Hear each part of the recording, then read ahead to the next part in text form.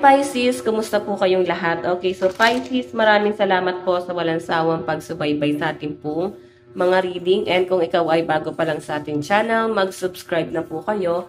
And i-click mo na rin yung ating notification bell para lagi kang updated sa ating mga bagong upload. Okay? So Pisces, tignan natin ano ba yung overall energy mo. Ayan, gabay kapalaran. Sa'yo ngayong birth months, no? September, October, November to December. Okay. Tignan natin. Energy mo muna, guys, ngayong September. Pisces, Sun, Moon, Rising, and Venus sign. Pisces, Sun, Moon, Rising, and Venus sign. So, guys, meron tayong awakening. So, sa pinapakita sa akin, guys, ayan, o. Makaka-feel ka na para bang hindi ka belong, para kang kakaiba, makaka-feel ka na parang makikita mo may mali ba sa akin. Yun yung pinapakita sa akin. Parang mapapaisip ka ngayon. Okay?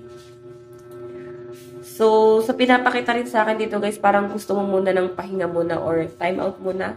Baka naman ganun talaga yung nangyari sa inyo ngayon. Okay? Binigyan ka ni universe ng pahinga dahil sa dami na ng pagod mo. Tignan pa natin guys. Meron tayong the wheel. Meron tayong 5 of pentacles. Meron tayong 2 of pentacles.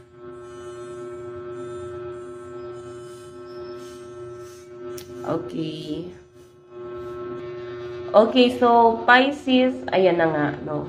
Siguro, nakukompare mo yung sarili mo ngayong September sa sitwasyon ng ibang tao, parang may na-feel ka kasi na parang napaka-unfair na nangyari.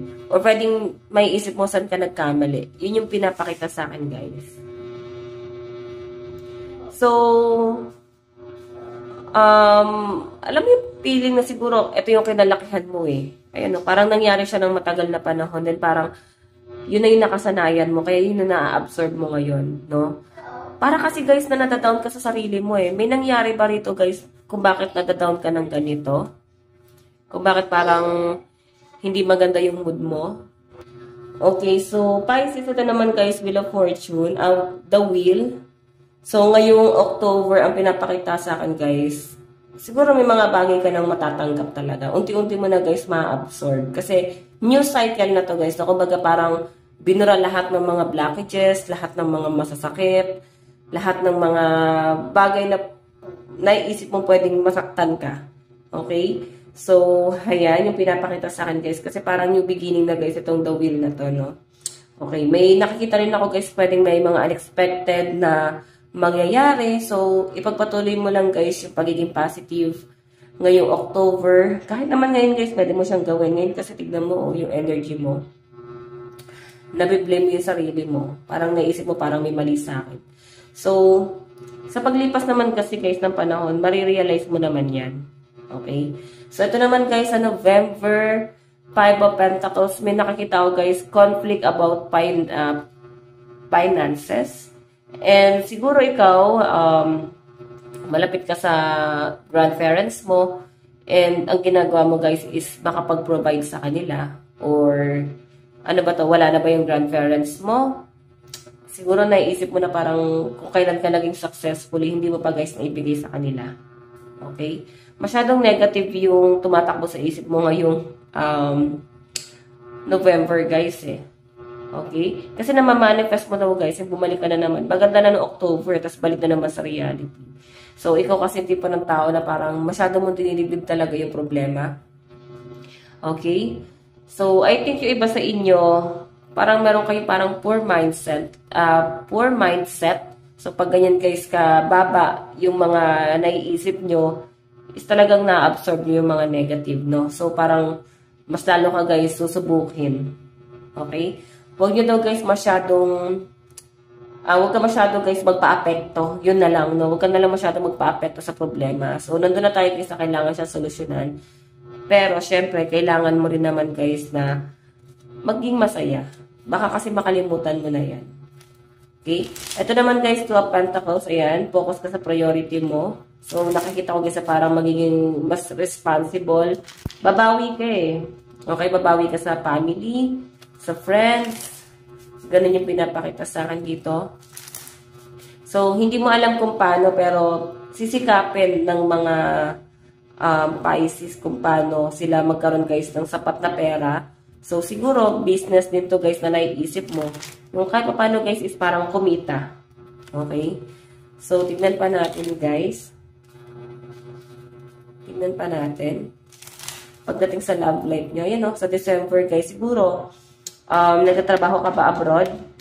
Pinoprovide mo lahat sa family mo, all out ka eh. Tignan natin pagdating sa love life nyo. Love life po ni Pisces.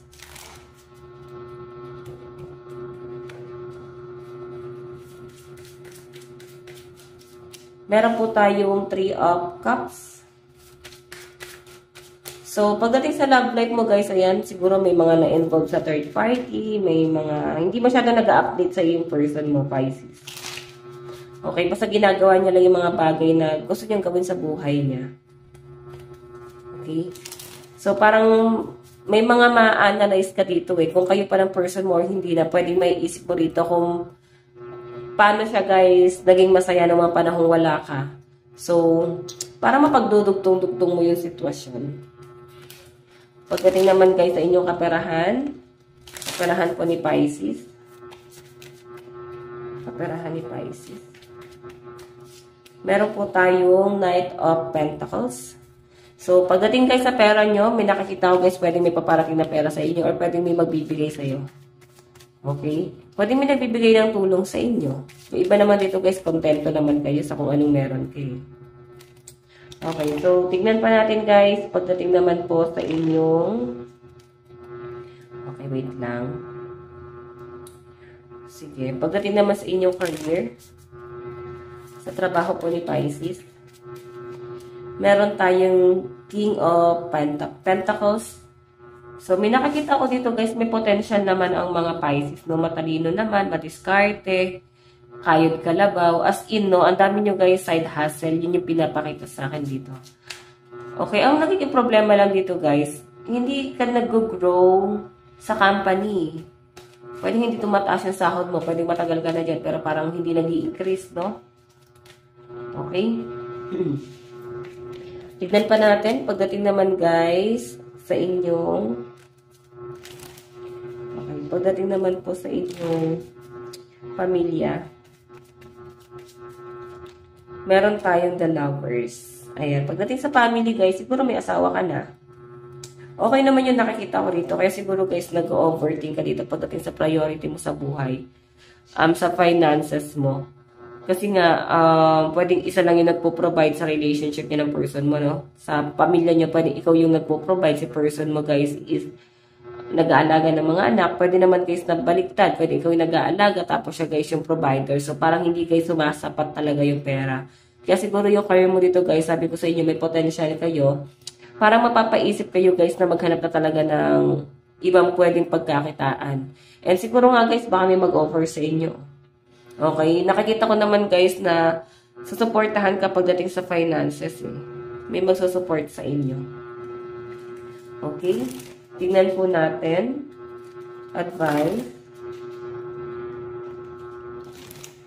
Advice po. Advice ni Pisces. So guys, meron tayong manifesting is my superpower. So, alam nyo guys, magaling kayo sa pagmamanifest, no? Kumbaga, mararamdaman nyo naman na parang sinaswerte ka, blessed ka pa rin sa ibang bagay. So, kung ganito ka guys mag-isip, ipagpatuloy mo lang kasi powerful ka eh. Okay? And mag-meditate ka rin muna guys bago mag-manifest, no? So, hindi rin naman guys talaga mas, mas effective kung hindi mo sasamahan ng action. And sabi nga nila guys, mas mabilis mong mamamanifest ang isang bagay kung mas magiging grateful ka. So, try nyo pa rin guys maging grateful sa mga maliliit na bagay or maging grateful ka na humihinga ka pa rin, na gumigising ka pa rin sa umaga, buhay ka, malusog, wala nagkakasakit sa family. Okay? So, try nyo pa rin guys maging grateful sa kahit maliit na bagay lang. And sa kanyo guys, i-manifest yung mga bagay na gusto mo. Okay? So guys, ito lang po ang inyong reading bukas ulit. Bye-bye!